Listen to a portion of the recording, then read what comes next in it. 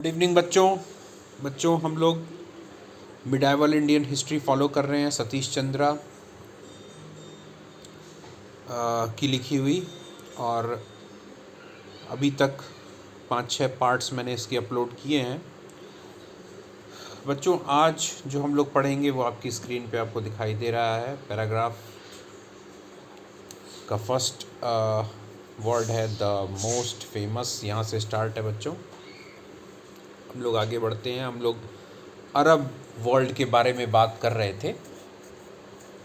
The most famous khalifa of this period were al Mamun and Harun al Rashid.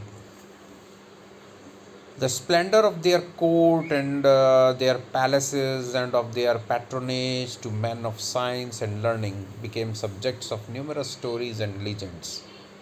बच्चों इस समय के जो प्रसिद्ध खलीफा हुए वो थे अल मामून और हारून अल रशीद। हारून अल रशीद का नाम तो आप लोगों ने बहुत सुना होगा। बहुत तरह की कहानियाँ उनके बारे में प्रचलित हैं।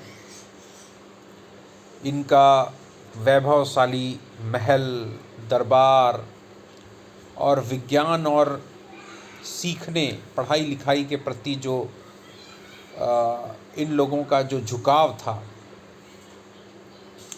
उसकी वजह से पूरे अरब ही नहीं बल्कि पूरी दुनिया में ये दोनों खलीफा बहुत प्रसिद्ध थे। During the early period, the Arabs displayed a remarkable capacity of assimilating the scientific knowledge and administrative skills of the ancient civilization they had overrun. शुरुआत में बच्चों अरबों के अंदर एक बहुत ही उल्लेखनीय क्षमता थी।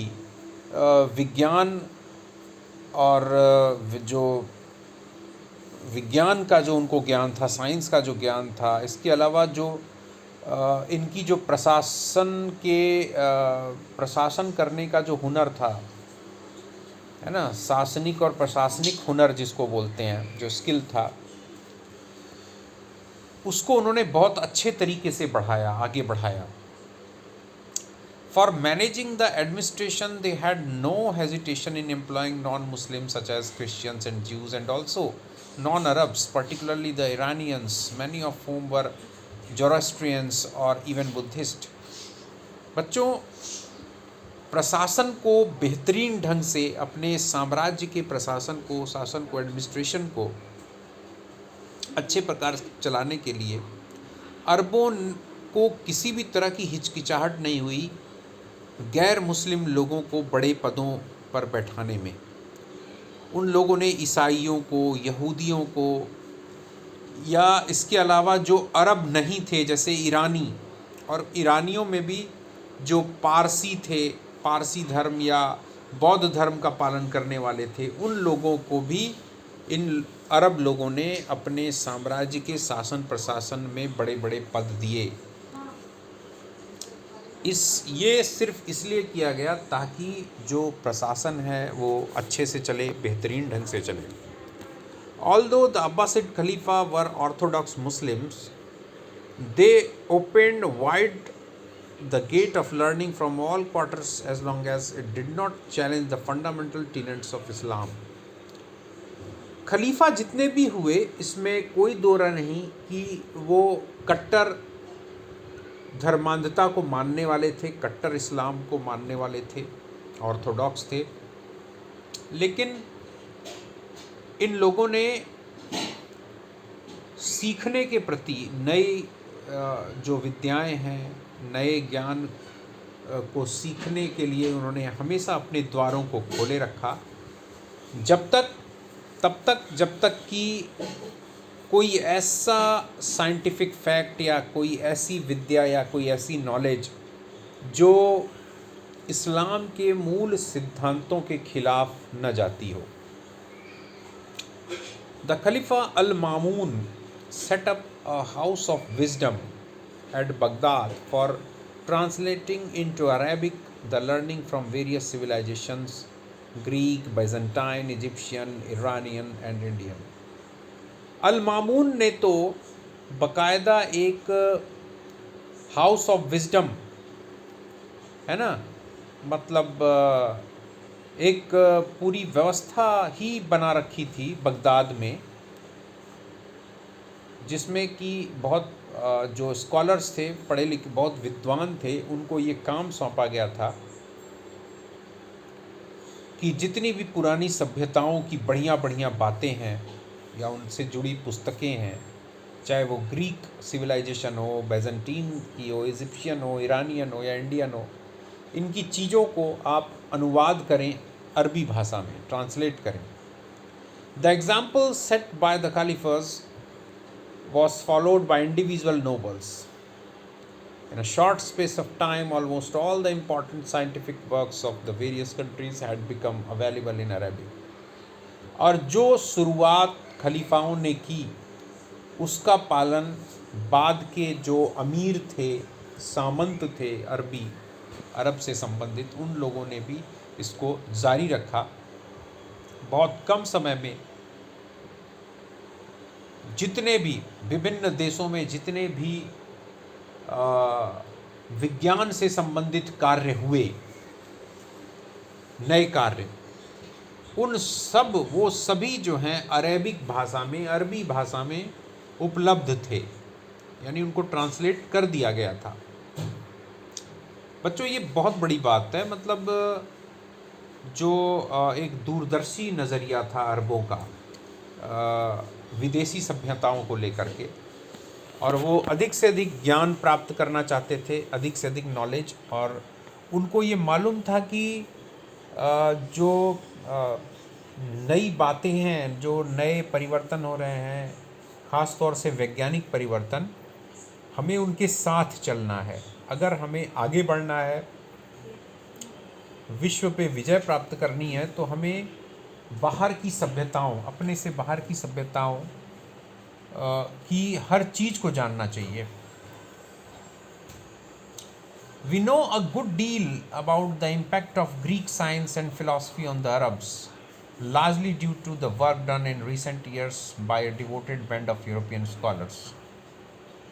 बच्चों, अरबों पर ग्रीक विज्ञान और दर्शन का बहुत गहरा प्रभाव था, है ना, और यूरोप के बहुत सारे विद्वानों ने इस बात पर रिसर्च किया है, एक शोध किया है, और उस शोध को प्रस्तुत किया है, जिससे पता चलता है कि अरब लोगों पर ग्रीस की सभ्यता के विज्ञान और दर्शन का बहुत ज़्यादा प्रभाव पड़ा था।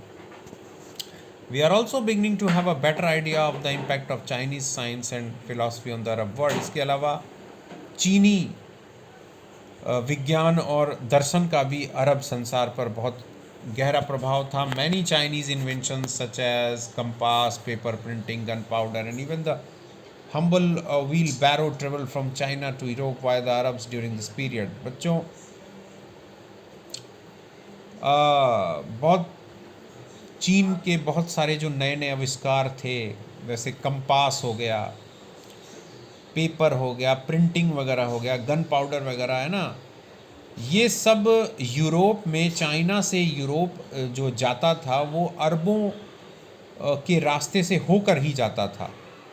तो अरब, अगर मैं आपको ये कहूँ, अगर मैं बहुत साधारण सी भाषा में कहूँ बच्चों, अरब जो थे बहुत सारी भारतीय चीज़ों को, जो भारतीय चीज़ें होती थी, वो भारतीय चीज़ें यूरोप के बाज़ारों में बिकती थी, लेकिन उसमें मेड इन अरब, जैसे वो मेड इन इंडिया का टैग हटा करके उस पर मेड इन अरब का टैग लगाकर उसको बेचते थे। यानी अरब, मतलब मेरे कहने का मतलब, मैं एक बहुत ही हल्की सी भाषा में ये बात बता रहा हूँ, आप उसको समझने की कोशिश करिए।